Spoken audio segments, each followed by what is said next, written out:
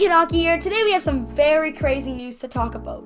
Very recently, the NHL and the NHLPA agreed on a return-to-play agreement. This means that we have an actual, unconfirmed return date. Yes, it's not confirmed, but that's because of the uncertainty surrounding the pandemic and the players.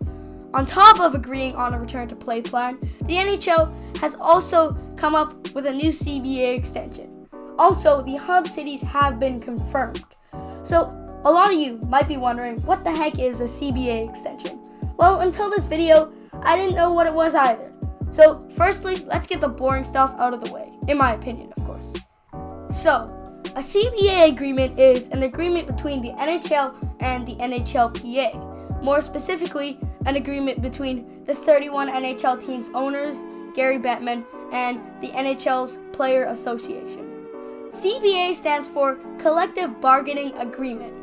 The CBA is essentially the terms and conditions of employment for all the players in the NHL, as well as the respective right of the NHL clubs, the NHL, and the NHLPA. That is the official definition of the CBA according to the NHLPA website. Either the NHL or the NHLPA could have opted out of the CBA in September. If they had, the CBA would have expired in September of 2020, but the opting out was in September of 2019. But since they didn't opt out, it is set to expire on September of 2022. But on June 6th, aka the day of recording, the NHL and the NHLPA extended the CBA to 2026. So now that's out of the way, let's finally talk about the bigger and more exciting news. On Sunday, June 5th, the NHL picked the official hub cities for the 2020 playoffs. The hub cities are Toronto and Edmonton. In one of my earlier prediction videos, I said that I think Edmonton will be a hub city because of the low case count and how much they're doing to make themselves a hub city. But I didn't really think Toronto would be another hub city. I knew it was going to be two Canadian cities because Canada had and still has way less cases than the United States, but I didn't really think it was going to be Toronto. I thought it was going to be Vancouver and Edmonton.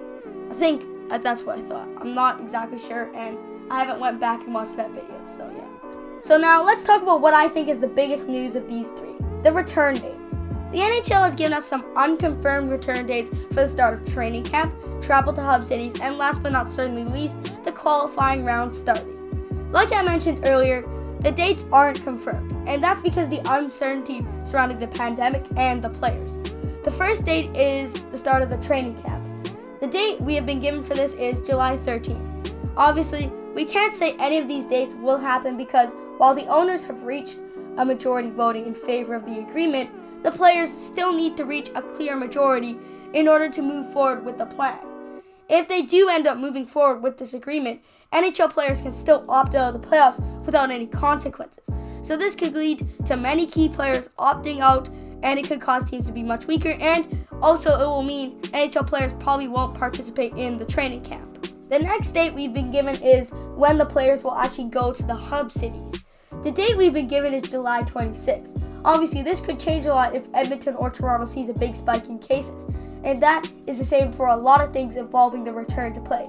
And even if we see a big spike, like maybe even of 50 players within the NHL, it could change everything. All it takes is one person, and that could basically ruin the whole NHL. The model for global pandemics should be all it takes is one person. So the final date we've been given is the actual return to play date.